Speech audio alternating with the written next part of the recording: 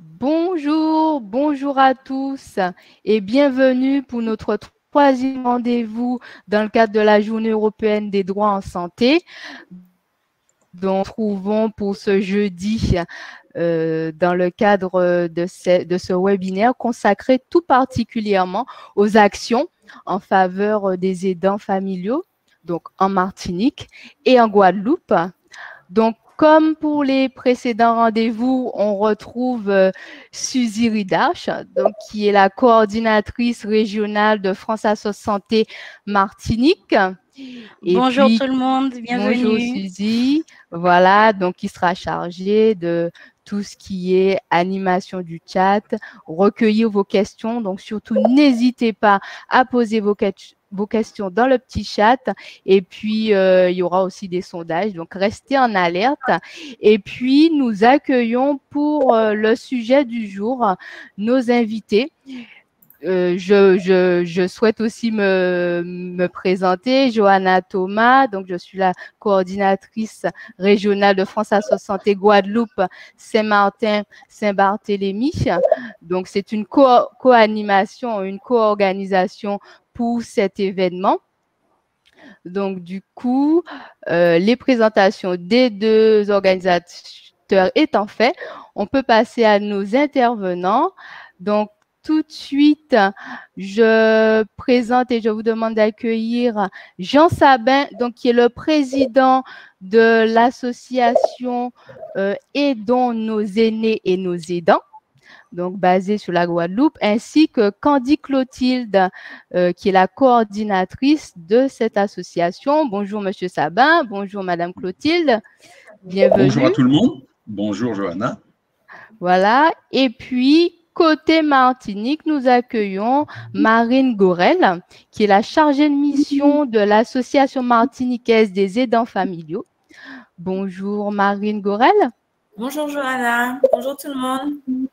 Voilà, donc merci vraiment de venir avec nous animer ce webinaire. On a souhaité aujourd'hui consacrer ce webinaire sur les actions parce qu'on s'est dit que hier, on a vu tout ce qui tournait autour des droits des aidants familiaux et de l'importance aussi du rôle de l'aidant dans le parcours de soins. Mais on s'est dit, on ne vous laisse pas comme ça. On ne vous laisse pas partir comme ça.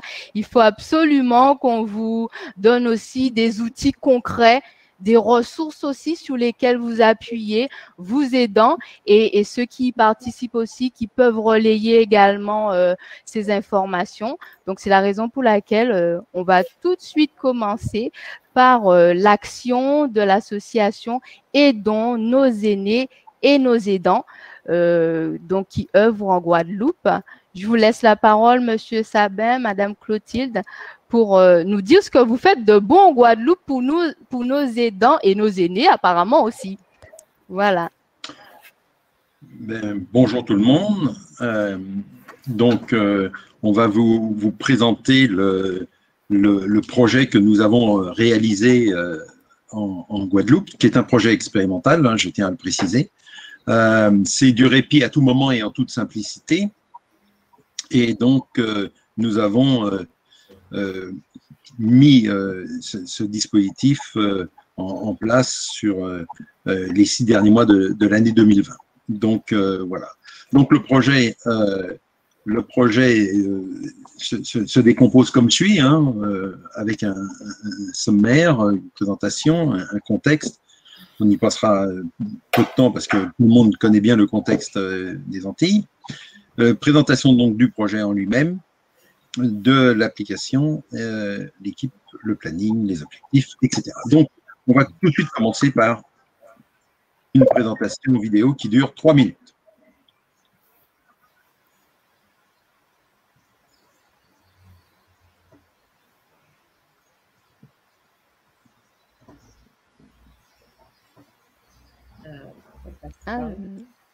Nous n'avons pas le son. Vous n'avez pas le son, vous n'avez que l'image. C'est ça. Alors, pourquoi vous n'avez pas le son? Je ne sais pas. Est-ce que vous voulez que j'arrête?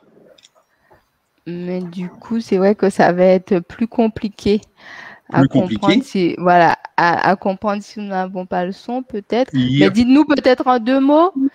Oui, c'est la suite de la présentation. Donc, une association qui a été créée en 2018 et on s'est tout de suite penché sur quel était le besoin réel des proches aidants. Okay. Et donc, on s'est aperçu que les proches aidants avaient un besoin relativement simple. C'était celui de pouvoir se reposer quand ils voulaient et pouvoir solliciter une ressource, mais de façon très facile. Voilà, c'était ça, la flexibilité, la simplicité. Et donc, nous avons travaillé et réfléchi pour pouvoir savoir comment répondre à cette demande.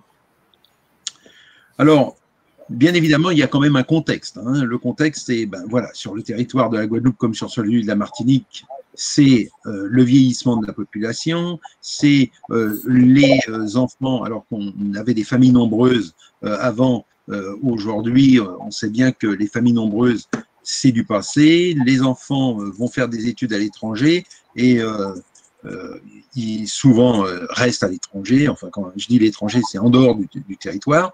Et donc, on a des constats, c'est qu'un vieillissement de la population et en même temps, on a une absence de structures, de moyens, de solutions pour répondre à ce vieillissement de la population. Et pour ceux qui restent, bien évidemment, il y a un accroissement de la charge avec bien évidemment un épuisement et cet épuisement des aidants amène parfois même à ce qu'il y ait des décès avant même la personne aidée. Donc, la présentation du projet Anaïs, eh bien, c'est qu'à partir donc de ces observations de terrain, mais aussi en même temps corroborées par des études universitaires, aussi bien en France qu'en Suisse et qu'au Canada, c'est sur le territoire de la Basse-Terre, d'accord, du Nord Basse-Terre, sur la CNBT, nous avons donc mis en place pendant 6 mois, de décembre à juillet, donc pour une quarantaine de familles, hein, bien évidemment, on ne peut pas couvrir tous les besoins, mais au moins pour qu'on puisse vérifier cette expérimentation, quarantaine de familles, la possibilité de solliciter, de planifier un répit ponctuel, et j'insiste bien sur cet aspect ponctuel, d'un minimum de 2 heures, aller à un maximum de 12 heures, de 7 heures du matin à 22 heures. Avec, bien évidemment, une organisation novatrice et s'appuyant sur une application numérique. Alors, pour qu'on comprenne bien quel était notre système de référence, nous avons regardé un guide méthodologique mis en place en France par la MSA, financé par la CNSA, s'inspirant d'un modèle québécois qui s'appelle le baluchonnage. Simplement, le baluchonnage, comme le dispositif Mulder, ce sont des dispositifs où il y a nécessité d'avoir une planification du répit. Exemple, si je veux pouvoir me reposer, il faut que je puisse être en capacité de signaler que je veux me reposer pendant 3 jours, par exemple, mais dans 15 jours, etc. Or, les aidants, en fait, ne fonctionnent pas comme ça. Ils ne fonctionnent pas. L'épuisement de l'aidant, ça ne se planifie pas. Un aidant, quand il est épuisé, c'est parce que la belle-mère, elle a fait la Java toute la nuit parce qu'elle est atteinte de la maladie d'Alzheimer en phase avancée et que j'ai simplement besoin un dimanche après-midi de faire ma sieste. Et là, il n'y avait pas de dispositif facilement mobilisable pour pouvoir me permettre de pouvoir faire ma sieste. Eh bien, nous, on s'est penché sur cette problématique-là. Et donc, c'est pour ça que vous avez ce diagramme, parce que tous les dispositifs, que ce soit Mulder en France ou que ce soit le baluchonnage au Québec, il y a toujours une planification de 8 à 10 jours pour pouvoir avoir une intervention. Or, nous, avec l'application numérique, eh bien, on planifie le répit le matin pour l'après-midi. Voilà, c'est aussi simple que ça. Bien évidemment, à condition que les personnes aient été enregistrées sur la plateforme, et ça, Candy Clotilde pourra en parler un petit peu plus tout à l'heure. Et bien évidemment, une fois qu'une prestation a été réalisée, l'important, c'est de pouvoir évaluer si la prestation était satisfaisante, si l'aidant a pu effectivement apprécier la qualité du service. Tout ça, c'est ce que nous faisons au travers d'une évaluation systématique en fin de mission. Voilà. Donc, l'équipe projet, ben, c'est des gens qui se sont impliqués sur le dispositif, 3 personnes essentielles, hein, c'est donc Jean Sabin, Hervé Turlans et Sylvia Blanche-Barbat, donc 3 personnes, des bénévoles, qui se sont impliqués sur la création, la réalisation, la modélisation et le maquettage de cette dispositif. Et puis après ça, bien évidemment, il fallait quelqu'un pour le mettre en forme, hein, et le mettre en application sur le terrain. Et ça, c'est Candy Clotilde, notre coordonnatrice, qui pourra s'exprimer tout à l'heure. Ça n'a pu se faire, bien évidemment, que parce que nous avions des partenaires. Alors, partenaires que on a sollicités et des partenaires qui ont trouvé le projet et l'initiative suffisamment intéressant pour le financer. Et là, je veux signaler que ce soit la région Guadeloupe, que ce soit le ministère de l'Outre-mer, que ce soit la Caisse générale de sécurité sociale et l'ARS, pour ce qui est des partenaires publics et des partenaires privés, que ce soit Orange, le Crédit Agricole ou la Mutualité française. Je passe la parole à Candy. Voilà, donc comme Jean l'a dit tout à l'heure, l'association a été créée en 2018, mais au préalable, il y a eu bien évidemment la rédaction du projet, la recherche de financement et évidemment beaucoup de recherches au niveau des revues de littérature afin de bien ficeler le projet. Donc en 2018, l'association a été créée. Puis, on a commencé à mettre en place l'organisation et la conception du projet et le développement de l'application numérique dont Jean a parlé tout à l'heure. En 2020, on a formé les RPO, donc les relayeurs partenaires occasionnels. Ce sont eux qui se rendent sur le terrain pour pouvoir effectuer les missions de répit. Et nous avons également commencé l'expérimentation en juillet 2020 jusqu'en décembre 2020. Nous avons dû interrompre le tout malgré les demandes en 2021 pour tout un tas de raisons qu'on précisera sans doute par la suite. Voilà. Donc, nous espérons reprendre en juillet 2021 une nouvelle expérimentation sur un autre territoire. Et évidemment, par la suite, 2023-2024, étendre le projet à d'autres territoires. Voilà. Voilà. Donc, pour monter ce projet, évidemment, il fallait fixer des objectifs et les indicateurs pour qu'on puisse évaluer le bien fondé de ce dispositif. Donc, Jean l'a évoqué tout à l'heure, on avait prévu un nombre de familles qui était de 40 sur 5 communes du Nord Basse-Terre. Donc, c'était Sainte-Rose, Lamentin, Bémao, Petit-Bourg et Goyave. Ensuite, on avait aussi prévu un certain nombre de familles qui utiliseraient le dispositif et qui l'utiliseraient également à plusieurs reprises et un nombre d'heures d'expérimentation qui était de 1440 pour un nombre d'interventions de 250. Et donc, pour évaluer notre dispositif, les indicateurs étaient bien évidemment le taux de satisfaction des aidants, les enquêtes qualitatives, le nombre d'outils créés, le nombre d'interventions, le nombre d'heures d'intervention et également le nombre de non-réponses aux demandes d'intervention, puisque nous avions 7 RPO à ce moment pour effectuer les missions. Donc voilà. Et en dernier lieu, évidemment, le taux d'appréciation de l'application de la part des relayeurs et des aidants. Alors, concernant le budget, alors c'est 5 postes qui se dégagent, hein, à savoir quand même le poste informatique numérique, hein, qui a été le principal poste de dépense. Après ça, ça a été la rémunération des RPO, hein, puisqu'ils étaient donc rémunérés, les RPO, au taux de 18 € de l'heure. Après ça, ça a été la formation. Alors, au-delà du fait que nous avons choisi d'avoir recours à des pompiers volontaires pour pouvoir se faire, bien évidemment, nous avons aussi souhaité leur donner un complément de formation sur l'être et le savoir-être.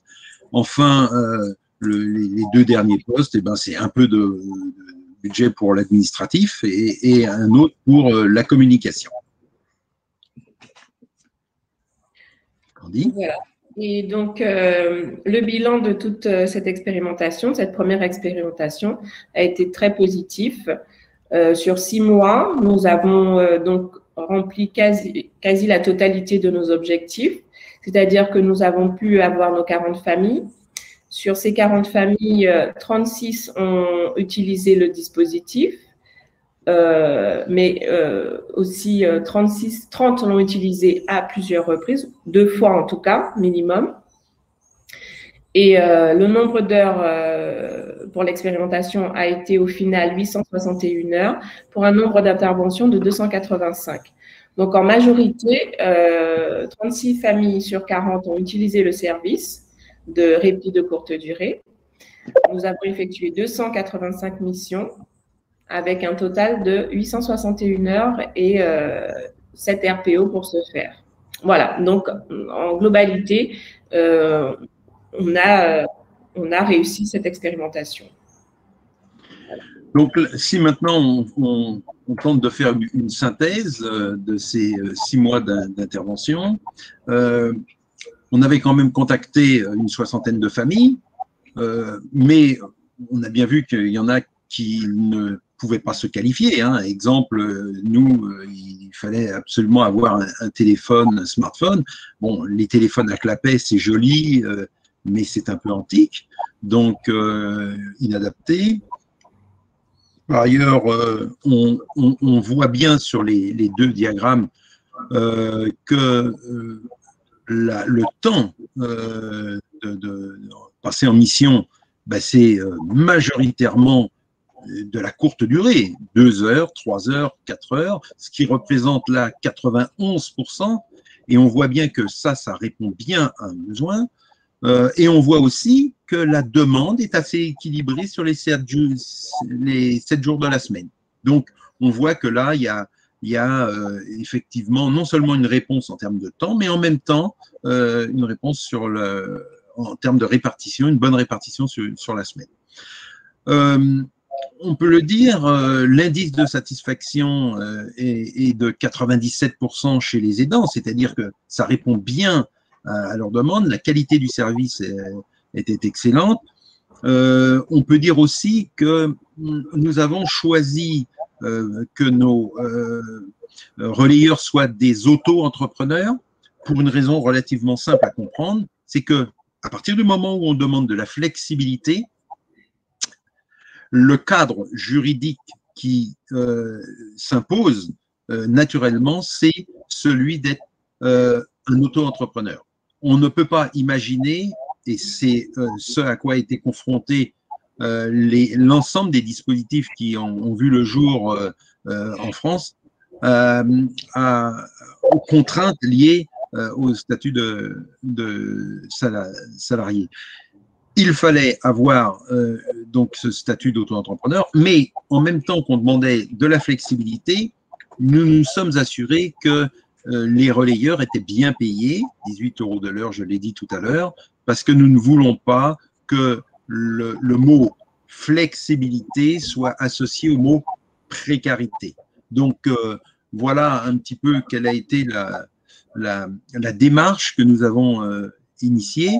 Et comme l'a très justement dit Candy tout à l'heure, Nous sommes actuellement en préparation d'une seconde phase sur un autre territoire en Guadeloupe, tout en pouvant répondre aux familles qui ont participé à la première expérimentation.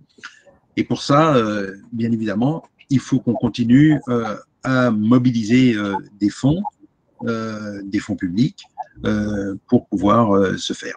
Voilà. Nous vous remercions de votre attention et bien évidemment, vous avez nos références qui apparaissent à l'écran et en tout état de cause, on reste bien évidemment à votre disposition pour répondre à toutes vos questions. Merci, merci Monsieur Sabin, merci Madame Clotilde pour cette présentation. Donc en effet, on a là vraiment une action expérimentale, innovante, du coup, sur le territoire. Et c'est vrai que Suzy, j'ai vu que sur le chat, il y avait quelques réactions, questions sur cette action, donc je te laisse. Oui, oui, tout à fait. Donc du coup, il y a François qui demandait à Monsieur Sabin qu'est-ce qu'il en était de votre situation actuelle, notamment au niveau des subventions, parce que lui, il avait entendu que les subventions étaient supprimées. Or, il sait que, comme vous l'avez dit, hein, votre projet repose beaucoup sur la loi du droit au répit. Est-ce que vous avez été impacté par cette suppression de subventions? Est-ce que vous êtes au courant? Non, nous, les subventions sont en cours d'instruction, mais a priori, il n'y a pas de problème, pas de problème majeur. Non, non. Ça, nous, ce qui aujourd'hui est plus une question qui nous retarde dans la mise en place, c'est le confinement, c'est le fait qu'on ne puisse pas rencontrer les gens qu'on veut rencontrer, c'est le fait que y a des blocages avec les grèves dans les municipalités, c'est tout ça. Mais sinon, non, au niveau des subventions, il n'y a aucun problème. On est, au contraire, les instances sont très favorables. D'accord, ben merci pour cette réponse. Du coup, Johanna, je n'ai pas vu d'autres questions ni réactions. Ah si, il y a François qui dit également qu'il a des familles. Donc, je précise que François, c'est le président de la délégation Martinique, hein, de France à 60. Pas Martinique, Guadeloupe. Autant pour moi, l'habitude de dire Martinique, les racines. Et il dit qu'en fait, il y a des familles qui l'ont déjà contacté pour lui dire qu'il n'avait pas, que ces familles-là n'avaient pas accès, ne pouvaient pas profiter à ce système. Mais je pense que, comme vous l'avez dit, il y a un nombre de familles, c'est ça. Mais là, je sais ce qu'Andy répond. Oui. En fait, ça dépend dans quel cadre ce serait des familles qui nous auraient contactés et qui n'auraient pas pu bénéficier du dispositif, c'est ça? Alors, effectivement, c'est vrai que la question n'est pas précisée. Donc, ce qu'on va faire, c'est qu'on va inviter François à vous contacter ultérieurement pour voir, puisque c'est vrai que c'est une question un peu plus spécifique que les autres. Sinon, Johanna, comme je t'ai dit, la présentation était très claire. Il n'y a pas de questions, du coup, par rapport à ça. Ah oui, et puis aussi, juste si je peux me permettre, donc effectivement, malheureusement, la vidéo du début, on n'a pas entendu le son. En fait, tout le monde n'entendait pas le son. Donc, j'ai proposé aux participants qu'on la mette ultérieurement sur nos sites Internet. Lorsque nous allons relayer les replays, etc., on mettra en annexe, en pièce jointe, votre vidéo. Il n'y a pas de problème. Je vais vous envoyer le lien YouTube. Il n'y a pas de souci. Alors, il y a une question, excusez-moi, du coup, qui vient d'arriver. Alors peut-être que la personne vient d'arriver. Est-ce qu'on peut expliquer, encore une fois, pour les RPO en auto-entrepreneur, comment ça se passe? Je pense que c'est ça la question. Oui. S'il vous plaît. D'accord. Alors, comment ça se passe? Pour ça, il faut que je vous prenne un exemple très, très, très simple. Vous construisez une maison. Non, mais vous allez voir, vous allez tout de suite comprendre. Vous construisez une maison et vous avez besoin, quand vous construisez une maison, d'un menuisier, d'un maçon et d'un plombier. Quand vous construisez une maison et que vous avez besoin de faire la plomberie, vous appelez un plombier et lui, le plombier, ce qu'il va faire, c'est qu'il va généralement vous envoyer un ouvrier qui, lui, va faire les travaux de plomberie. Bien. Quand vous avez une fuite d'eau dans votre salle de bain un dimanche, qu'est-ce que vous faites? Vous appelez un plombier. Eh bien, le plombier qui vient le dimanche, c'est pas le même plombier que celui qui a installé votre salle de bain. C'est-à-dire que celui du dimanche, c'est nécessairement un chef d'entreprise. Ça peut pas être un salarié. Pourquoi? Parce que quand vous appelez, et là, vous avez une personne qui va se mobiliser au pied levé, de façon ponctuelle, de façon à répondre à votre demande. Et bien là, c'est exactement la même chose. Les relayeurs sont des auto-entrepreneurs qui répondent à un besoin ponctuel, non planifiable. Et donc, par conséquent, il faut qu'il y ait cette capacité juridique à encadrer une personne qui va travailler, mais qui ne peut pas être un salarié, qui ne peut pas avoir le statut de salarié. Voilà. C'est vraiment notre spécificité, mais ça a pris des mois pour qu'on puisse faire comprendre pourquoi nous avions choisi ce type de forme juridique pour les intervenants. Est-ce que j'ai répondu à la question? Alors, je pense que oui, sinon Michael va se prononcer, mais toujours en restant du coup sur les RPO, puisqu'il y a eu une question. Marie-Noël vous demande, est-ce que vous avez déjà eu des freins ou des objections de la part des RPO à se mettre sous le statut d'indépendant, pardon. Est-ce que vous avez cette situation-là? C'est déjà présenté. Alors, d'abord, le recrutement des RPO, ça nous a pris du temps, hein, 1 an pour recruter les RPO. Pourquoi? Parce que spontanément, on a été vers Pôle emploi. Okay, puisque Pôle emploi a trouvé la possibilité de répondre à un vrai besoin, une création d'emplois, puisque sur les 3 prochaines années, on peut imaginer à peu près la création entre 200 à 300 emplois. Donc, Pôle emploi a été très favorable au projet. Simplement, on s'est aperçu que la demande était une demande qui était une demande pour être avec soit un CDD, soit un CDI. C'était les contraintes que nous imposait Pôle emploi. Or, comme je vous ai expliqué, on ne peut pas répondre aux besoins du répit de courte durée à domicile avec un statut de salarié. Donc, il y a là eu un vrai schisme, si vous voulez, entre la demande de Pôle emploi et ce qu'on était, nous, faire. Par contre, une fois qu'on a sélectionné les RPO, on a bien expliqué quelle était la contrainte qui était celle liée à l'expérimentation. Et par contre, on n'a eu aucun problème avec les RPO. Et sur les 6 mois, entre celui qui a fait le plus de missions et celui qui en a fait le moins, l'indice de satisfaction est le même. Et donc ça, si vous voulez, c'est aussi un élément important. Mais à partir du moment où vous expliquez convenablement quel va être l'encadrement juridique, à partir de là, les gens ne s'y opposent pas. Okay. Ceux qui s'y opposent, c'est parce qu'ils n'ont pas bien compris quelle était la démarche. Mais à partir du moment où vous expliquez la démarche, c'est clair, il n'y a vraiment pas eu de souci.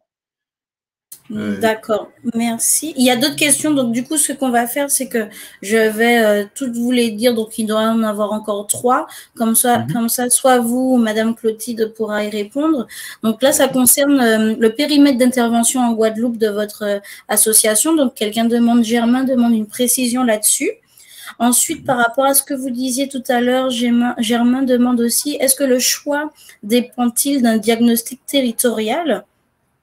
Enfin, il y a Mylène qui demande quels sont les critères de sélection professionnelle pour être RPO. Et Marie-Noël qui demande quel est le socle de formation ou de prérequis que vous avez défini en fait pour ces RPO. Voilà, je pense. Les questions sont claires, c'est bon? Oui, c'est ça. Je vous laisse répondre. Très bien. Oui, Madame Clotilde. D'accord. Et excusez-moi, pardon, juste avant, excusez-moi, Madame Clotilde. Juste, je vais vous demander, donc, à chacun d'entre nous, il faut qu'on coupe nos micros lorsqu'on ne parle pas, parce que j'ai plusieurs petites interruptions en aparté pour me dire qu'il y a des bruits de fond, en fait, et c'est ça qui empêche les autres personnes de bien entendre. Merci à vous. Très bien. Donc, du coup, la première question, c'était le territoire, c'est ça? Non, en fait, c'est-à-dire qu'on a choisi le territoire Nord-Basse-Terre parce que bon, il était prévu aussi d'aller vers d'autres territoires par la suite, mais ça n'a pas, ça a été en fonction du réseau en fait, plus et puis du lieu où était placé le siège au départ. Donc, il n'y avait pas réellement puisque de toute façon, en Guadeloupe, il doit y avoir au moins 20 000 aidants familiaux. Donc, il y en a partout, mais vraiment partout. Il n'y a pas de territoire spécifique.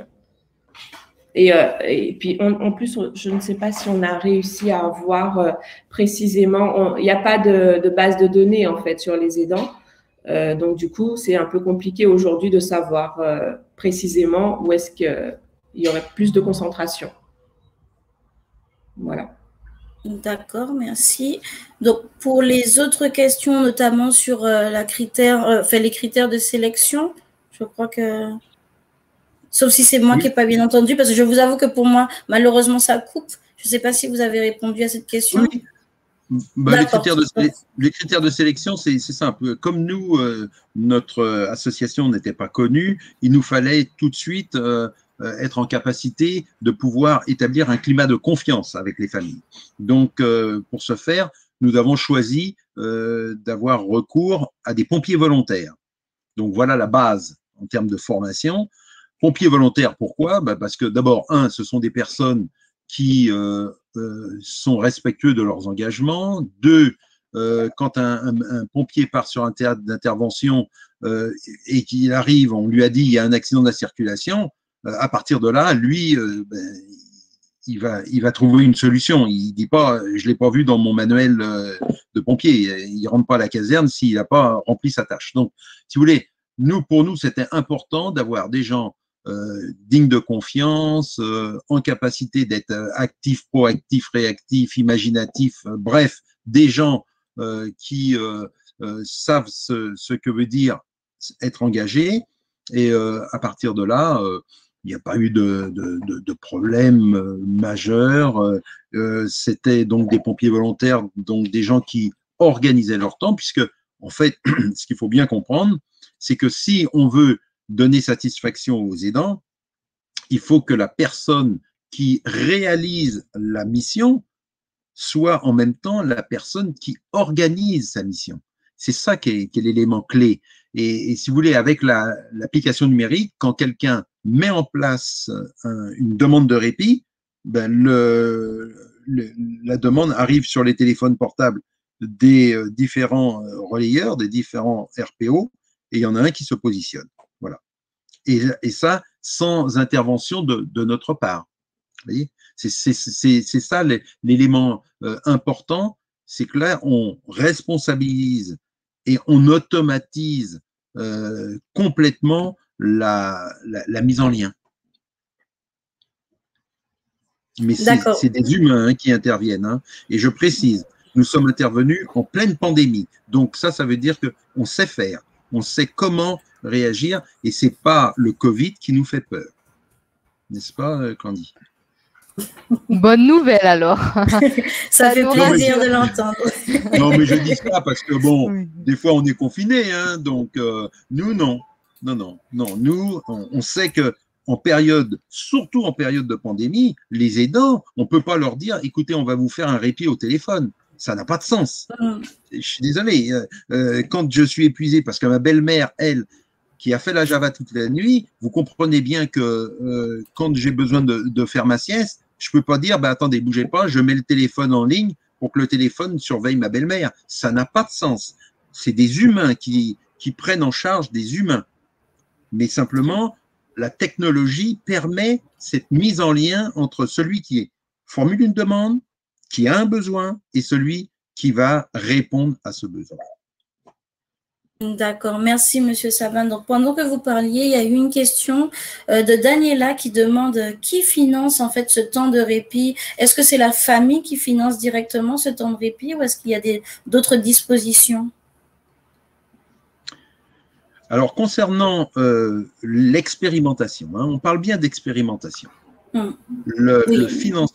Pour les familles, c'était gratuit.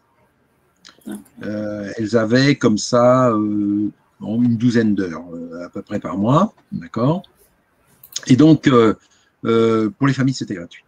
Et il y a des familles qui ont peu utilisé ce dispositif, et il y en a d'autres qui l'ont beaucoup utilisé, d'accord. Bon, donc ça fait un équilibre.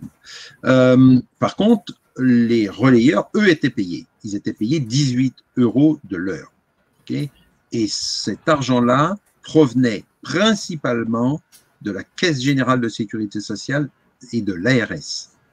D'accord, d'accord, très bien, ok, merci. Donc du coup, vous avez répondu à cette question. Donc il y a François qui demande, les personnes qui viennent à domicile sont-elles formées notamment pour la maladie d'Alzheimer et les maladies apparentées? Et si oui, par qui sont-elles formées, s'il vous plaît? Et il y avait une autre question toujours dans le Alors, peut-être que même champ, oui, mais c'est pour ça, t'inquiète pas.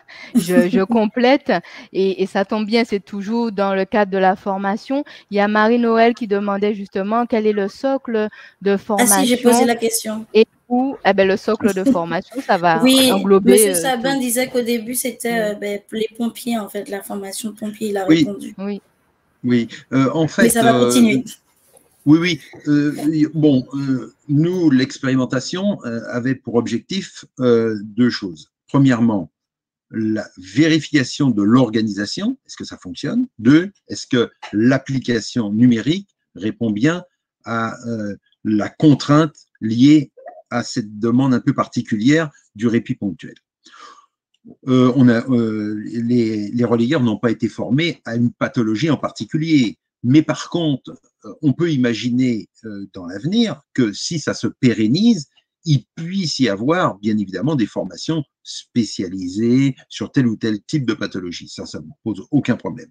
Mais ce sur quoi je souhaite attirer quand même l'attention, c'est que notre dispositif peut même être repris par des associations où il y a des bénévoles formés à telle ou telle pathologie. Bien évidemment, nous, on n'est pas…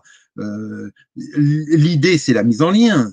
Après, une association spécialisée dans l'autisme ou sur la maladie d'Alzheimer ou de Parkinson pourrait très bien imaginer d'avoir ce type de dispositif pour eux. Donc, voilà, c'est aussi l'autre précision. D'accord, très bien, merci. Oui, vous avez répondu. De toute façon, le chat est toujours là. Alors oui, je vais donner la parole à Madame Clotilde. Clotilde, pardon.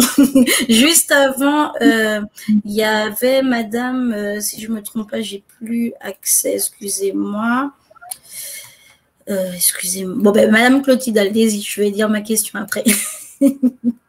Non, c'était juste pour répondre à Monsieur le Maistre pour dire vraiment que effectivement, et appuyer ce que disait Jean, c'est que c'était une expérimentation, mais il n'est pas du tout exclu que par la suite, ces pompiers soient aussi formés à ce type de pathologie, maladie Alzheimer et apparentée, ou alors que le principe soit repris par les associations spécialisées. Voilà. D'accord, très bien, merci. Donc, il y a des questions qui continuent à fuser pendant que vous répondez à chaque fois. Donc, j'ai retrouvé ce que je voulais dire. Il y avait Madame Ovarbury, que je salue, qui est la directrice de l'association Les Ailes des Anges en Martinique, qui disait qu'elle aussi, qu'elle est confrontée vraiment au coût trop important de la masse salariale des intervenants relayeurs, parce que eux, sur la Martinique, ils ont mis en place le service de relayage ainsi que la bulle d'air nocturne. Donc, pour les participants, je profite pour vous dire qu'à la fin des interventions de nos deux associations invitées aujourd'hui, nous allons vous parler très rapidement des autres structures qu'il existe. Et s'il y en a qui représentent ces structures, vous pourrez donner plus d'informations. Donc, je reviens sur les questions pour Monsieur Sabin et Madame Clotilde. Johanna, tu m'interromps dès qu'il faut que Madame Gorel intervienne, puisque je ne vois pas vraiment le temps. Il n'y a pas de souci. D'accord. Donc, du coup, au niveau de l'expérimentation, il y a une question. Jusqu'à quand elle se poursuit? Est-ce que vous l'avez dit? Et aussi, donc c'est Daniela qui demande jusqu'à quand elle se poursuit. Et je pense que sa question est orientée, puisqu'ensuite elle demande comment procéder pour faire bénéficier du dispositif à de nouvelles familles. Est-ce qu'il existe un partenariat avec les travailleurs sociaux? Alors, Madame Claudine, votre micro, s'il vous plaît. Ouais. Alors, donc, pour répondre à Daniela, donc, comme je l'ai dit tout à l'heure, en ce moment, l'expérimentation est interrompue. On a arrêté au 31 décembre 2020. Nous espérons pouvoir reprendre très bientôt. Donc, nous sommes en train de travailler à la question. Et autrement, dans ces cas-là, quand on pourra reprendre, pour faire bénéficier du répit aux aidants, il faudra qu'on puisse échanger avec eux et procéder comme on a fait durant l'expérimentation, hein, c'est-à-dire faire une évaluation, ensuite leur expliquer comment ça fonctionne, les placer sur la plateforme et qu'ils puissent ensuite bénéficier du répit. Ça dépendra également du secteur sur lequel on sera. Et la deuxième question, je crois qu'elle demandait si on travaille avec des travailleurs sociaux. Alors moi-même, je suis assistante sociale de formation, donc j'ai un réseau effectivement avec lequel je travaille. Et puis on travaille avec les CCAS en général. Les partenaires privilégiés sont évidemment les CCAS. Hein. Donc où il y a des travailleurs sociaux. Je travaille aussi avec les assistantes sociales du CHU. Donc oui, on a une très forte collaboration avec qui ne s'est peut-être pas encore assez développée parce qu'on n'est pas encore à un régime très actif, mais c'est quelque chose qui, oui, puisque j'ai reçu des appels de services sociaux pour pouvoir faire bénéficier du dispositif aux aidants. Voilà. Donc, il y a beaucoup de demandes alors de votre action. Les gens peuvent du coup vous contacter maintenant et puis dès lors que l'action sera lancée, vous reviendrez vers eux, c'est ça? Oui, alors il y a effectivement, nous avons une plateforme téléphonique, donc le 0590 386 396, où là, effectivement, les gens peuvent poser des questions. Nous, on traite ces questions-là, il n'y a aucun problème, ils laissent leurs coordonnées, on va les rappeler, il n'y a pas de problème par rapport à ça. La seule chose, si vous voulez, c'est ce que je disais tout à l'heure, c'est que nous, on est en capacité de pouvoir agir et réagir sans aucun problème. La seule chose, c'est que actuellement, l'environnement, et puis c'est pas à vous que je vais l'apprendre, est un peu difficile à éclaircir pour que nous puissions réaliser notre expérimentation, notre seconde phase expérimentale. Donc, ça, c'est l'élément. Alors, il y a peut-être des gens qui vont poser la question hein, de savoir, mais est-ce qu'on peut télécharger l'application? Parce qu'il y en a d'autres, surtout, non. On ne peut pas télécharger l'application parce que nous nous différencions de tout ce qui peut être les applications disponibles sur Play Store, Google Store, etc. Bon. Par contre, une fois que la famille est enregistrée sur la plateforme, à ce moment-là, elle a accès effectivement à l'application numérique. Alors, c'est important cette précision. Pourquoi? Parce que si demain matin, on dit, voilà, notre application est disponible sur tous les smartphones, vous pouvez télécharger comme vous voulez, vous imaginez bien que si il y a pléthore de demandes et qu'on n'est pas en capacité de répondre à cette demande-là, là, on va frustrer beaucoup de monde. Alors que là, non, on frustre personne parce qu'on dit, non, il y a un protocole, des procédures. C'est Candy qui rencontre les familles, qui explique comment ça fonctionne.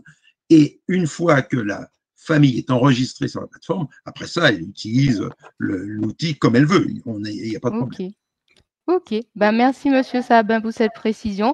Merci Madame Clotilde aussi. Donc on perçoit un petit peu mieux votre action sur le terrain en espérant vraiment qu'elle puisse reprendre très rapidement. Donc on rappelle que c'était une action qui est menée en Guadeloupe et donc ça me permet de faire une transition parce qu'il y a aussi de belles actions qui sont menées en Martinique et c'est la raison pour laquelle on va donner tout de suite la parole à Madame Gorel, hein, de l'Association martiniquaise des aidants familiaux pour nous dire aussi ce qui se passe au niveau de la Martinique pour les aidants. Voilà. Et puis, comme on disait, n'hésitez pas à appeler en direct l'association Aidons nos aînés et nos aidants et ils répondront au reste des questions. Voilà. Madame Gorel, c'est à vous. Alors, bonjour à tous. Je crois savoir que la présidente de l'association est également en ligne et je crois savoir qu'elle peut venir sur scène avec nous. Je laisse Madame Ricarche l'inviter. Oui, je fais tout de suite l'invitation. Comme ça, vous pourrez faire votre présentation à 2 voix. Alors, il lui suffira d'accepter. Alors, l'invitation en attente, on devrait bientôt la voir parmi nous. Vous, du coup, Madame Gorel, vous partagez votre PowerPoint, c'est bon? Oui, vous voulez que je le fasse? Très bien. Je vous laisse faire alors.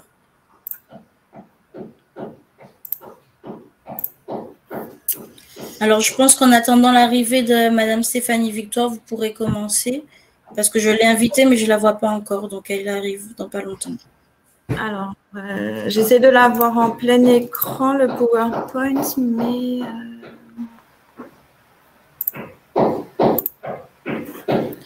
Alors, si je vais chez vous, on ne voit plus. Ben, si vous voulez, je peux faire le partage comme ça, ce sera plus facile pour vous. Et puis, vous me direz diaporama suivante, diaporama suivante. Il n'y a pas de souci. On fait comme ça. Ok, très bien. Donc, je le mets tout de suite. Alors, et Madame Stéphanie Victor, apparemment, n'a pas réussi à accepter mon invitation. Donc, lorsqu'elle va réussir, elle va nous rejoindre directement. Mais sinon, je pense que vous pouvez y aller. Normalement, on voit mon écran, si je ne me trompe pas. C'est bon, c'est parfait. Très bien. Donc, je vous laisse passer à la diapositive suivante pour que nous voyions le sommaire. Donc, dans un premier temps, je vais vous présenter l'association. Par la suite, je vais vous présenter l'ensemble des actions qu'on a mis en place en 2020, donc de façon non exhaustive, hein, il y en a eu tellement. Et pour terminer, les principaux projets qu'on va mettre en place, enfin, qu'on a déjà mis en place puisqu'on est déjà au mois de mai, hein, mais pour l'année 2021. Donc, je vous laisse passer à la diapositive suivante. Donc, l'association martiniquaise des aidants familiaux a été créée en 2008. Donc, ça fait plus de 12 ans qu'elle est dans le paysage martiniquais. Elle est née suite à des rencontres avec les différentes institutions, notamment l'ARS, et elle a été à l'initiative d'un psychologue, Monsieur Galva, et d'une présidente d'association, l'ARFA. Et qui se sont rendus compte qu'il y avait un besoin important pour les aidants familiaux. Comme l'a évoqué Monsieur Sabin tout à l'heure, c'était surtout un besoin de répit, de pouvoir se reposer. Donc, comme vous le voyez, sa mission statutaire, proposer des actions pour l'épanouissement des aidants en étant à leur écoute et en leur permettant de partager des temps de répit. Voilà, ça permettait... ces temps de répit permettent aux aidants de se sentir plus à même de soutenir leurs aidés. Aujourd'hui, l'association compte 130 membres, mais il faut savoir qu'elle pourrait en avoir beaucoup plus puisqu'on a plus de 10 000 aidants familiaux en Martinique. Aujourd'hui, nos principaux partenaires, donc ce sont les partenaires institutionnels ARS, IRCOM, Sécurité sociale, mais également la collectivité territoriale de Martinique, les communautés d'agglomération et les municipalités via notamment les CCAS. Quand je vous dis que l'association martiniquaise des aidants familiaux fait partie du paysage martiniquais, elle est reconnue également à l'échelle nationale. En 2016, elle a reçu du ministère de l'Outre-mer le trophée pour l'appel d'offres de l'économie sociale et solidaire pour l'Outre-mer. Donc, la ministre de l'Outre-mer à l'époque, c'était Madame Girardin. Donc, c'est une grande fierté pour l'association et aujourd'hui, on cherche toujours à se distinguer et à faire tout ce qu'il est nécessaire pour nos aidants familiaux. On le verra pour notamment sur les actions 2021, les projets qui sont en cours pour satisfaire donc au mieux ces aidants. On a également des partenaires privés, notamment le Crédit Agricole, le domaine de la baie qui nous a permis en ces temps de crise Covid d'accueillir nos formations en présentiel, parce qu'aujourd'hui tout le monde n'a pas accès au numérique. Donc le domaine de la baie, grâce à ces espaces, donc qui se trouvent à Trinité, nous a permis d'accueillir en présentiel formation et notamment une cure bien-être qui a eu lieu en 2020. J'aurai le temps d'en parler dans les diapositives suivantes. Très bien. Alors, Madame Gorel, c'est chez vous qu'il y a un bruit de marteau par hasard? Oui, il y a des travaux. Ah, c'est bien ça, d'accord. Non, mais c'était pour être sûr. Allez-y, non, mais on vous entend, ça va. Alors, comme je le disais tout à l'heure, donc on estime à 10 000 aidants familiaux en Martinique. Comme en Guadeloupe, la situation est la même, c'est le vieillissement de la population. Et la question aujourd'hui qu'on se pose, c'est pas qui va devenir aidant, mais c'est surtout à quel moment. Je pense que malheureusement, on va tous être amenés à être aidant familial. Et aujourd'hui, donc les missions de la MAF pour justement donc qui est centrée sur les dents, je le précise. Certaines associations en Martinique sont elles centrées sur l'aider, même si on travaille avec le couple aidant-aidé, mais aujourd'hui notre cœur, c'est vraiment la satisfaction et le bien-être de l'aidant familial. En ces temps de Covid, comme je l'ai dit, encore plus, c'est de rompre l'isolement.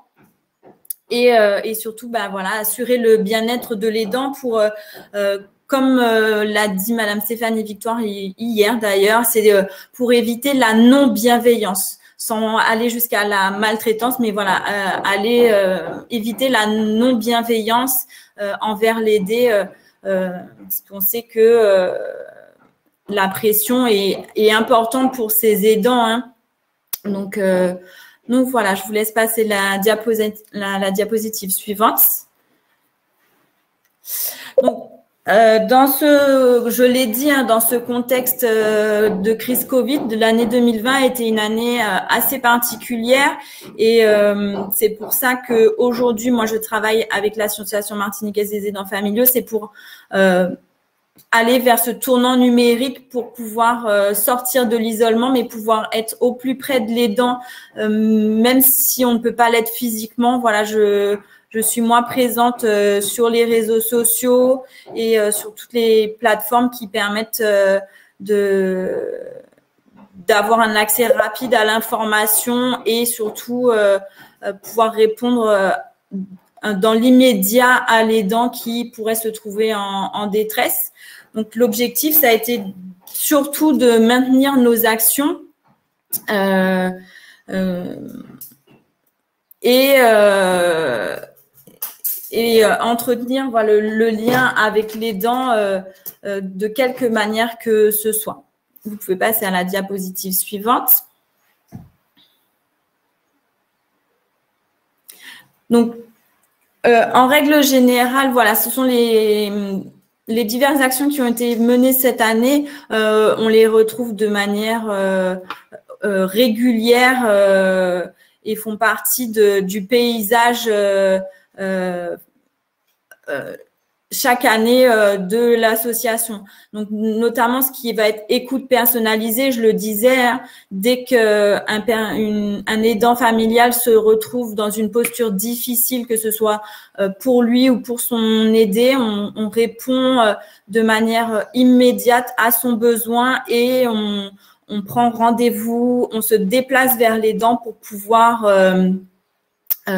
l'écouter et le rassurer, le conseiller. Voilà, donc les écoutes personnalisées, c'est vraiment un des cœurs de nos actions. Ensuite, on a tout ce qui va être formation, donc formation estime de soi, parce que c'est important de s'aimer pour aimer les autres. Il faut d'abord s'aimer. Et les formations estime de soi se déroulent sur 2 jours et demi. Donc, ce sont des formations qui sont quand même assez denses, mais qui sont vraiment importantes pour valoriser l'aidant dans un contexte familial qui est parfois difficile, en fait. Ensuite, les formations gestes et postures, là, on va prendre le soin physiquement de nos aidants pour qu'il ait les bons gestes quand il doit s'occuper de son aidé. Cette année aussi a été mise en place donc à 2 reprises sur 3 mois une cure de bien-être. Donc je le citais tout à l'heure au domaine de la baie. Donc tous les mardis, nos aidants, le mardi matin, nos aidants pendant 3 mois avaient le privilège de se faire coucouner et au-delà des massages, des activités sportives également, en piscine notamment, il y avait des échanges, des groupes de parole. Voilà, donc c'était vraiment un moment de répit le mardi matin pendant 3 mois pour une quinzaine de nos aidants. Grâce notamment au financement de l'IRCOM. Il faut penser à citer nos partenaires institutionnels qui, sans eux, nos actions seraient beaucoup plus difficiles à mettre en place. On a également mis en place des ateliers culinaires. Donc, c'est pareil sur, si je dis pas de bêtises, 2 sessions de 4 mardis avec deux diététiciennes et toujours dans cette optique de mieux se nourrir pour être mieux en forme et puis pouvoir décharger aussi la façon de cuisiner aussi et qui nous montre un état d'être et voilà, de pouvoir se décharger. Malheureusement aussi, on a dû mettre en place, malheureusement, une conférence sur la crise suicidaire. Ça a été vraiment aussi un moyen, un espace de décharge et d'échange. Savoir qu'on n'est pas les seuls en souffrance, c'est aussi important. Et enfin, va être distribué, c'est en cours d'impression, mais un outil de prévention Covid mis en place par Monsieur Duranty, qui est sociologue et qui, dans cet outil, valorise la pharmacopée de Martinique, voilà, pour se prémunir des risques liés à la Covid. Voilà. Vous pouvez passer à la diapositive suivante. Donc, les projets pour 2021, donc, c'est pouvoir développer notre réseau de proximité. Encore une fois, avec le confinement, les périmètres de sortie autorisés, tout le monde n'a pas forcément accès à l'information et le réseau de proximité via la formation d'aidants familiaux, c'est d'aller au contact d'autres aidants familiaux dans un même secteur, dans un même quartier, pouvoir se déplacer et encore une fois, pouvoir discuter, échanger et avoir une facilité d'accès à l'information. Donc, c'est un réseau qui existe déjà, mais qui est primordial de développer. Aujourd'hui, il y a énormément de quartiers isolés et de personnes isolées qui n'ont pas forcément la possibilité de conduire ou même de laisser son aidé pour pouvoir entamer ces démarches administratives. Donc, le réseau de proximité est là pour ça. Ensuite, on va également travailler sur le relayage. Donc, on en a vu un aperçu avec Monsieur Sabin. Là, on est sur du relayage sur le temps d'un week-end. Donc là, on est vraiment aux prémices puisqu'il faut qu'on travaille avec des partenaires. Nous, en tant qu'association, seul, on ne peut pas le faire. Donc, on essaie de travailler en réseau pour pouvoir mettre en place ces temps de répit pour nos aidants et via d'autres associations, comme je le disais, qui, elles, mettent en place des temps de répit pour les aider. Et enfin, et ça c'est notre plus grande fierté, encore hier on était en rendez-vous avec les institutions, c'est l'école des aidants. Donc l'école des aidants, ça sera un lieu physique où vont être concentrées et toutes les informations, c'est centraliser l'information et également centraliser les lieux de formation. C'est dommage que Madame Stéphanie Victoire ne soit pas avec nous. Je pense que elle serait très fière de parler de ce projet. Je pense qu'elle pourra nous rejoindre tout à l'heure quand il y aura les questions. On va réessayer. Mais voilà, enfin l'école des aidants, c'est vraiment aujourd'hui, il est difficile de savoir où est l'information, les aidants, quels sont leurs droits. Donc aujourd'hui, l'école des aidants va permettre de pouvoir conseiller, orienter, tout en faisant au préalable un bilan des besoins, parce que au-delà d'une demande d'information, on peut se rendre compte qu'il y a des besoins en formation. Et voilà, l'école des aidants va permettre de centraliser tout ça. Et puis c'est pas, enfin l'aidant quand il se présentera à l'école, donc on va lui faire un bilan, il y aura un suivi derrière en fait. On va lui donner l'information et débrouillez-vous avec ça. Il y aura vraiment un suivi derrière pour savoir s'il a eu son information et finalement, au-delà du fait qu'il ait eu son information, est-ce que d'autres besoins ont découlé? Voilà, il y aura ce qu'on appelle un parcours de l'aidant familial au sein de l'école. Bonjour Madame Stéphanie Victoire, je vous laisse mettre le micro pour nous saluer. Bonjour tout le monde. Bonjour Madame. J'arrive à me connecter, c'est très bien.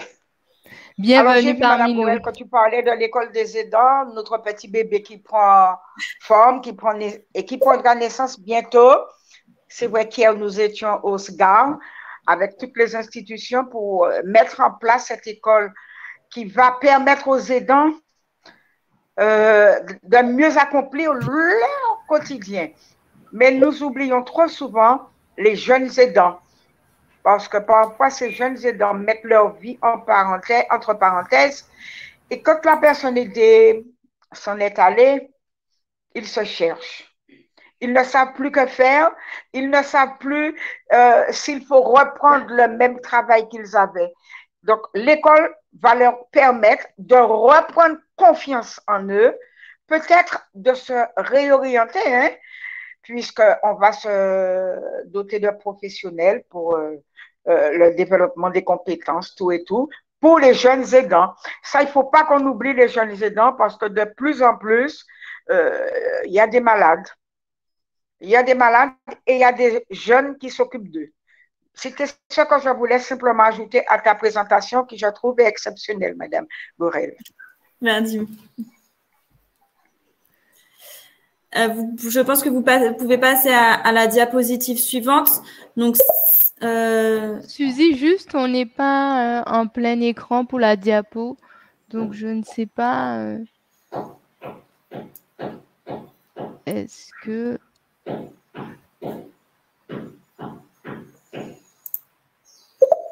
Voilà, merci. Alors, allez-y, Madame Gourel. Je vous en prie. Sur cette diapositive, vous retrouvez l'ensemble des coordonnées de l'association, donc l'adresse physique, l'adresse mail et le numéro de portable. Donc, je suis physiquement dans nos bureaux le mardi et le jeudi. Et Alors, on a perdu du coup les coordonnées. Bon, je les C'est pas grave, on va les remettre dans le chat, pas de souci. Voilà, donc je suis physiquement présente le mardi et le jeudi matin. Voilà, donc c'est pour éventuellement une première approche ou si vraiment il y a des besoins urgents quant aux droits de nos aidants. Aujourd'hui, c'est leur principale préoccupation, c'est pouvoir accéder à leurs droits au quotidien. Voilà. Merci beaucoup. Merci, Madame Gorel, pour cette intervention. Et bien, du côté de la Martinique aussi, il y a de belles choses qui se passent. Et notamment, les personnes saluent la nécessité aussi de penser aux aidants les plus jeunes, hein, qui prennent en charge Oui. leurs parents ou autres, donc des mineurs d'ailleurs. Oui, donc, tout à fait. Voilà. Donc, continuez dans cette lancée. Alors, je n'ai pas vu d'autres questions spécifiques sur voilà, on a remis le contact de l'association martiniquaise des aidants familiaux et on va aussi les remettre dans le chat. Et donc, voilà, je n'ai pas vu d'autres questions spécifiques sur vos actions qui sont assez nombreuses, hein, d'ailleurs, en direction des aidants. Alors, je vois que Suzy a des petits soucis de connexion, mais c'est pas grave. On précise aussi que le nombre des aidants familiaux jeunes sont en augmentation. On l'imagine aussi. OK. Alors, pour répondre à Madame Valois, donc… oui, voilà, c'est ce que j'étais en train de voir. Voilà, tout à fait. Allez-y. On s'occupe des aidants sur toute la Martinique. Aujourd'hui, l'école des aidants, on va essayer de la centraliser géographiquement et mettre en place des navettes pour que nos aidants puissent y accéder facilement, mais on est sur toute la Martinique. D'accord, ok. Donc, vous couvrez tout le territoire. Ça, c'est bien. Voilà. Et donc, François qui rajoute qu'il serait nécessaire d'avoir un guichet unique pour les aidants. C'est vrai que c'est l'objectif de l'école des aidants, de pouvoir rassembler l'information et éventuellement nos partenaires en un même lieu pour pouvoir faciliter le quotidien administratif et de répit de nos aidants. D'accord. Et il y a encore des messages, notamment Josette, qui dit qu'elle apprécie vos actions sur le territoire pour se retrouver, pour se ressourcer et pour se sentir aimée. C'est important. Bonjour à elle et merci de son implication surtout parce que aujourd'hui l'association fonctionne beaucoup avec nos membres qui s'impliquent auprès des autres aidants de Martinique. Ok, ben, très bien. Merci beaucoup. Merci pour cette présentation. Donc, je ne vois pas d'autres questions sur vos actions. Donc, ça nous permet, nous, de poursuivre parce qu'on a présenté l'association Aidons nos aînés et nos aidants sur la Guadeloupe. On vous a présenté, vous, l'association des aidants martiniquaises des aidants familiaux également qui œuvre. Mais c'est vrai qu'il y a d'autres actions sur nos territoires respectifs qui sont aussi en place, notamment pour la Guadeloupe. Alors, c'est vrai que Suzy nous a quittés, donc elle ne peut pas passer le PowerPoint, mais notamment pour la Guadeloupe, on a une plateforme de répit qui s'appelle la plateforme Aloïs, qui est basée sur la Basse-Terre et donc qui propose aussi des actions d'accompagnement aux aidants, un suivi social, un suivi psychologique aussi, et puis d'autres actions autour de groupes de parole comme le Café des aidants. Et donc, on mettra également leurs coordonnées pour que vous puissiez les contacter. Donc, ils desservent toute la Guadeloupe, si ma mémoire est bonne. Et puis, on a une autre action également de l'association de services et d'accompagnement des seniors donc qui est basé sur les abîmes et qui est présidé par Germain Mondésir. Je l'ai vu aussi dans le chat qui est intervenu, et donc qui mettent en place des actions en faveur des aidants également. Dans le cadre justement de la conférence des financeurs, ils ont obtenu un financement pour pouvoir mettre en place d'ici le 1er juin des actions. Alors, 2 actions principales. Je vois que le président Germain est en train de commenter, donc il va pouvoir nous dire aussi quelques mots tout à l'heure. Donc, comme je disais, 2 actions dont l'objectif est de donner des outils à l'aidant pour prévenir l'épuisement. C'est vrai que ça a été finalement votre objectif à tous, hein, de prévenir cet épuisement aux côtés des usagers, des personnes en perte d'autonomie, aux côtés du proche. C'est vrai que c'est important de pouvoir prévenir cet épuisement. Donc, une première action d'accompagnement des aidants qui est intitulée « Être à l'écoute de soi et prendre soin de soi ». Et une deuxième action qui est un groupe de parole pour intituler « Favoriser l'expression et le lien avec d'autres aidants ». Donc, ces 2 actions portées par l'association et de services d'aide et d'accompagnement aux seniors. Voilà, donc ce seront des actions en distanciel, hein, essentiellement, qui vont permettre de se regrouper en audioconférence par petits groupes de 10 personnes autour de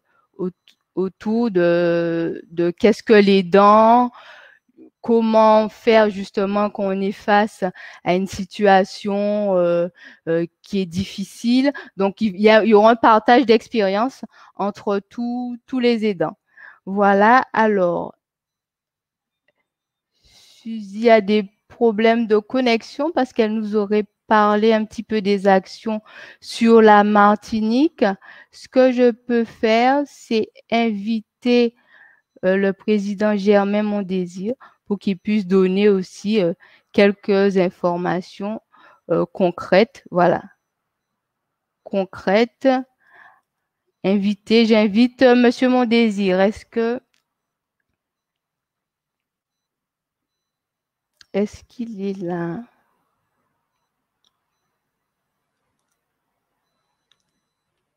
Alors, Monsieur Mondésir, il faut valider l'invitation.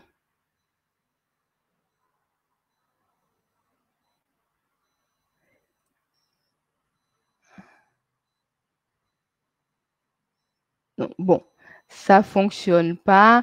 Le temps qu'il nous rejoigne, ce n'est pas grave. Ce qu'on va pouvoir faire, c'est partager le document. Les petits soucis techniques sont plus importants aujourd'hui qu'hier.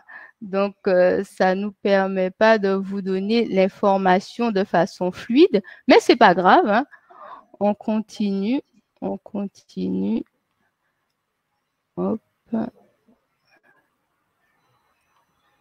Voilà. Bonjour, Monsieur le Président Mondésir Germain. Bonjour à tous.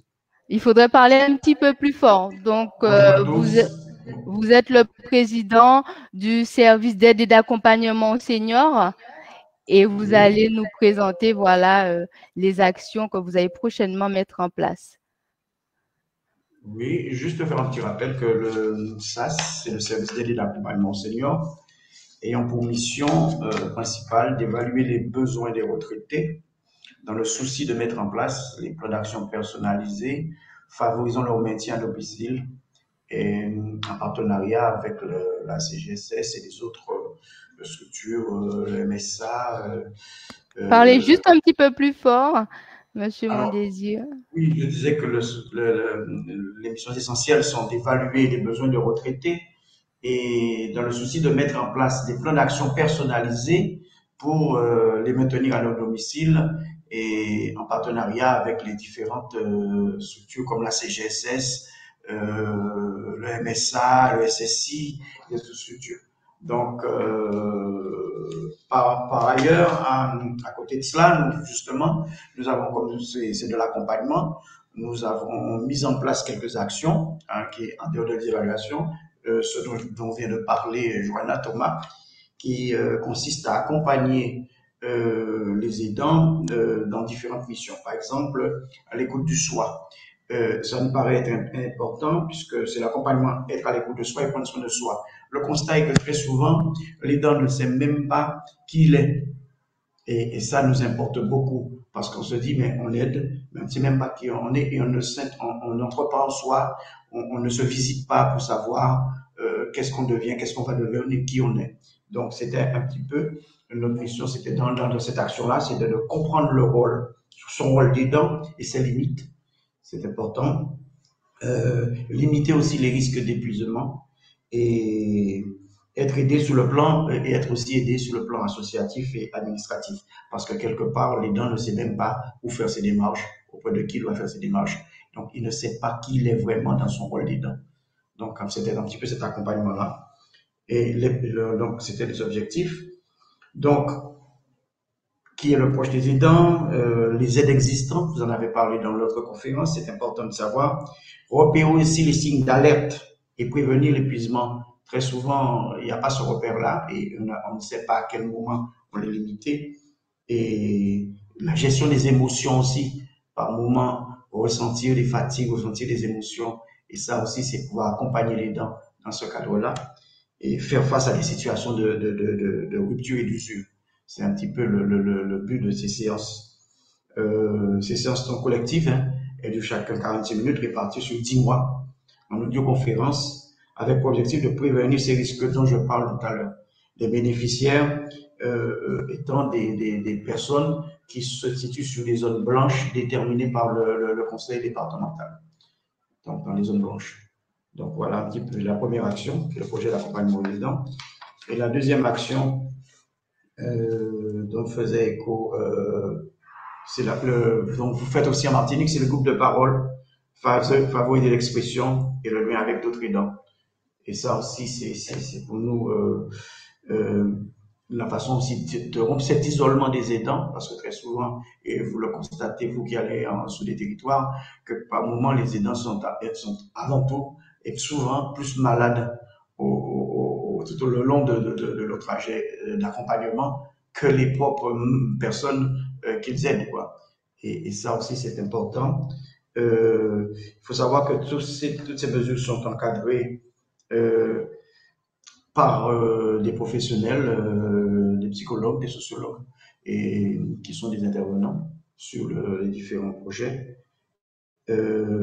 Et surtout, dans l'un de ces projets, dans le groupe de parole, c'est surtout faire comprendre que le proche doit accepter la maladie de son proche, accepter sa situation d'aidant et comment faire face à cette situation d'aidant.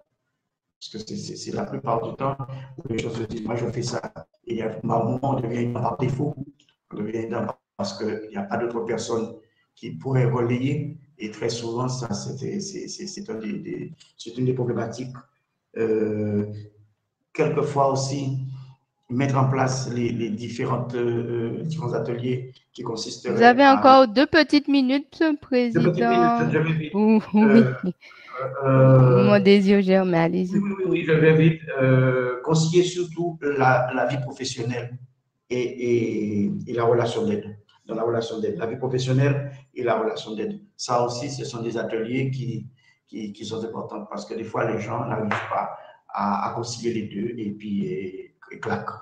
Voilà un petit peu, nous avons un autre atelier, mais bon, comme Joanna en a fait, il n'y a que de 2, mais nous avons 3 ateliers un petit peu dans ce sens-là, mais que nous faisons justement à distance et en visio pour les raisons sanitaires que vous savez. Merci beaucoup, Monsieur Mondésir.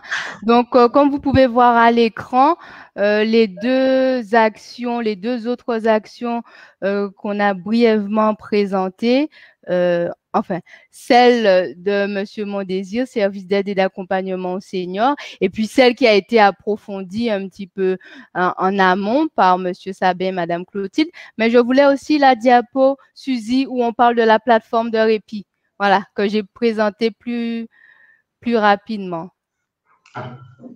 Voilà, donc Aloïs, dont je parlais tout à l'heure, qui est porté par l'association Assistance 2000, dont vous avez les coordonnées au milieu. Donc, n'hésitez pas aussi à faire appel à eux en cas de besoin. Suzy, tu peux nous en dire plus sur les autres actions qui n'ont pas pu être présentées ce matin et qui se passent néanmoins en Martinique?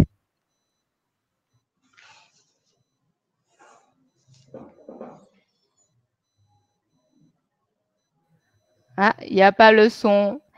Elle peut pas, malheureusement. D'accord. Et okay. là, vous m'entendez?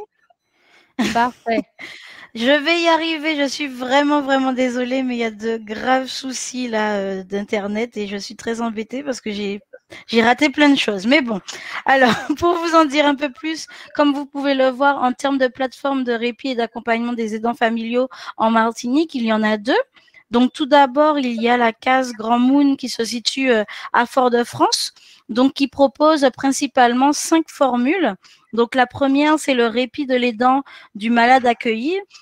Donc, c'est-à-dire que l'aidant bénéficiera d'un répit par l'hébergement de son parent dans une structure d'accueil.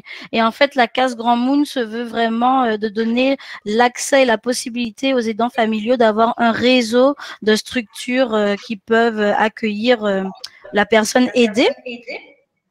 La deuxième formule, c'est une petite précision, Suzy, dans le chat qui dit que maintenant, ça s'appelle la SSCAM, la SCAM peut-être, depuis le 1er avril 2020.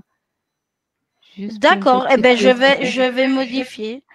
Merci, Madame Célia, si je ne me trompe pas. Oui, du coup, donc la SCAM.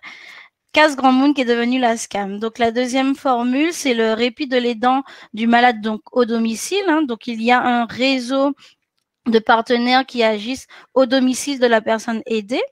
Ils font aussi de l'accompagnement thérapeutique, du répit grâce aux actions collectives. Donc, ça peut être des groupes de parole, des ateliers culturels, du sport, etc. Et pour finir, les séjours vacances. Mais vu qu'apparemment Célia est présente, donc oui, et ils sont maintenant à Saint-Joseph, donc plus à Fort-de-France, mais à Saint-Joseph. Donc du coup, si Célia pourra venir vers moi plus tard pour que j'actualise les informations, ce sera volontiers. Ensuite, la deuxième plateforme de répit et d'accompagnement des aidants en Martinique s'appelle Eau de Mélisse et elle se trouve au Morne Rouge. Donc, c'est une plateforme d'accompagnement et de répit aux aidants familiaux, mais plus en fait de personnes aidées qui sont atteintes de la maladie d'Alzheimer et maladie apparentée. Donc, voilà pour les plateformes de répit en Martinique, les principales plateformes. Ensuite, il y a d'autres associations et structures, bien sûr.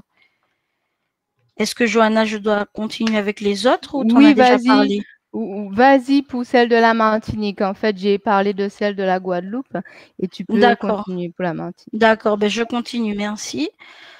Alors, je ne sais pas si, puisque je sais que la directrice de l'association Les Ailes des Anges est présente, je ne sais pas si elle a déjà parlé ou pas, mais si elle n'a pas parlé, ben, juste pour vous dire que l'association se trouve au Lamentin. Et qu'elle est principalement connue, si je ne dis pas de bêtises, pour son service de relayage. En fait, c'est une expérimentation de relayage, donc qui consiste en gros à proposer des services aux personnes dépendantes et des services de la vie quotidienne pour pouvoir permettre à l'aidant d'avoir un moment de répit. Donc, ça se trouve à domicile. Donc, les coordonnées sont affichées. Il y a aussi la structure donc, qui se trouve à Trinité, Naradom Service, qui est aussi connu principalement pour son expérimentation de relayage. L'activité principale de cette association, c'est l'aide à domicile des personnes âgées. Mais pour les aidants familiaux, ils font des services de relayage, donc vous pourrez directement les contacter. Donc, Johanna, je ne sais pas si tu l'as dit tout à l'heure, mais nous mettrons à disposition le diaporama ultérieurement. avec Une les piqûre de informations. rappel, c'est toujours Voilà, bien. voilà, c'est ça. Et ensuite, pour terminer, donc il y a d'autres associations, hein, bien sûr, qui œuvrent pour les aidants familiaux en Martinique. Donc il y a, donc là c'est Guadeloupe. Donc Martinique, on a eu la présentation par Madame Gorel ainsi que par Madame Stéphanie Victoire, que je n'ai pas pu voir moi personnellement, donc la MAF. Mais il y a aussi l'association de la Maison des aidants familiaux en Martinique. Donc, pour ceux qui n'étaient pas là lors de notre webconférence d'hier, nous avions reçu Madame Pamphile, la présidente, avec un beau témoignage en tant qu'aidante familiale. Et cette association se trouve au Lorrain et elle œuvre vraiment pour le bien-être en fait de l'aidant familial, pour aller rapidement. Et pour finir, j'ai trouvé de l'information en termes de soutien et de formation des aidants familiaux en Martinique. Donc, il y a l'association d'aide à la réinsertion des personnes handicapées suite à des accidents, donc l'ARFA, qui propose un dispositif d'aide et de soutien de formation aux aidants familiaux. Donc, cette association se trouve à Fort-de-France. Et il y a aussi l'IREPS, vous savez, c'est l'instance régionale d'éducation et de promotion de la santé en Martinique, qui se trouve au Lamentin et qui, missionné par l'ARS Martinique, propose une formation aux aidants familiaux de personnes atteintes de la maladie d'Alzheimer et des maladies chroniques. Donc voilà, en gros, les structures qu'il existe en Martinique, que j'ai pu identifier, bien sûr. S'il y en a d'autres, ben, j'invite les participants à me faire signe. Et pareil au niveau de la Guadeloupe. Merci beaucoup, Suzy. Pareil au niveau de la Guadeloupe, ne pas hésiter aussi si vous avez d'autres connaissances de d'autres actions sur le territoire en faveur des aidants familiaux. En France Asso Santé, on n'a pas toutes les connaissances, donc partagez avec nous ce que vous connaissez. Comme ça nous permet d'alimenter notre document qui sera mis donc en ligne dès la semaine prochaine, et vous retrouvez toutes les informations des 3 webinaires que nous avons pu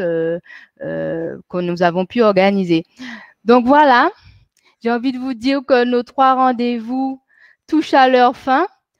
On voulait, avec Suzy, vraiment remercier toutes les personnes, tous nos intervenants, déjà depuis mardi, qui nous ont apporté leur contribution, leur connaissance, donc dans le monde, dans le secteur des droits en santé, dans le secteur des droits des aidants aussi, et maintenant, aujourd'hui, sur toutes les actions qui sont mises en place en faveur des aidants.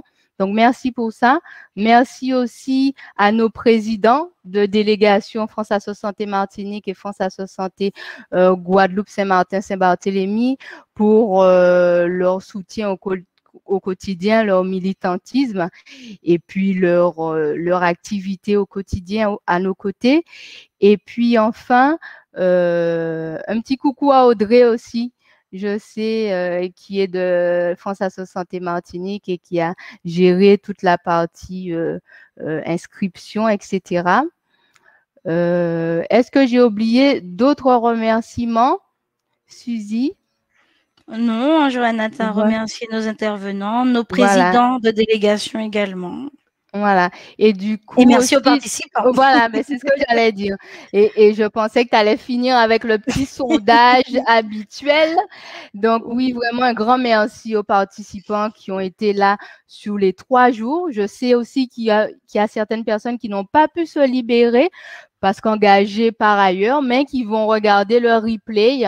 Donc, merci à vous aussi de nous soutenir. Est-ce que tu as un petit bilan chiffré pour aujourd'hui à nous communiquer, Suzy? Oui, alors en termes de connectés, donc nous étions à en moyenne 70. Non, je dis des bêtises, excusez-moi. Nous étions à 89 personnes connectées aujourd'hui. Donc, c'est très bien. Je profite pendant que je regarde le sondage. Donc, j'ai demandé aux participants s'ils connaissaient les associations AMAF et A3A avant cette conférence. À 18%, les personnes ont répondu oui, qu'elles connaissaient les 2 associations. À 41%, oui, mais uniquement la MAF. À 42% non. Alors, il y a des gens qui sont en train de répondre toujours, donc ça change mes pourcentages. Mais en gros, il y avait plus de oui pour oui, ils connaissaient l'association, les associations. Mais je pourrais faire un bilan définitif à la fin, puisque là, en fait, il y a des gens qui répondent, donc ça change les pourcentages. Il n'y a pas de souci. En tout cas, ça nous donne une première approche. Voilà. Et ça aussi nous conforte dans l'idée que ces rendez-vous sont importants et qu'il faudrait les renouveler un petit peu plus régulièrement.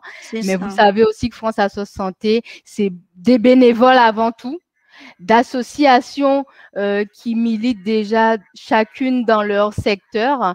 Donc, c'est la raison pour laquelle on leur dit un grand merci et qu'on essaie au mieux de diffuser l'information sur les droits des usagers en santé. Merci beaucoup. Merci à chacun et rendez-vous au prochain webinaire ou enfin à la prochaine conférence. J'espère qu'on va revenir au physique, au présentiel bientôt. Merci, Monsieur Sabin. Merci, Madame Clotilde. Merci, Madame Gorel et tous les autres intervenants. Merci à vous pour l'accueil et pour l'organisation. À bientôt. À très bientôt. Merci à vous pour la participation. Merci. Du coup, je termine.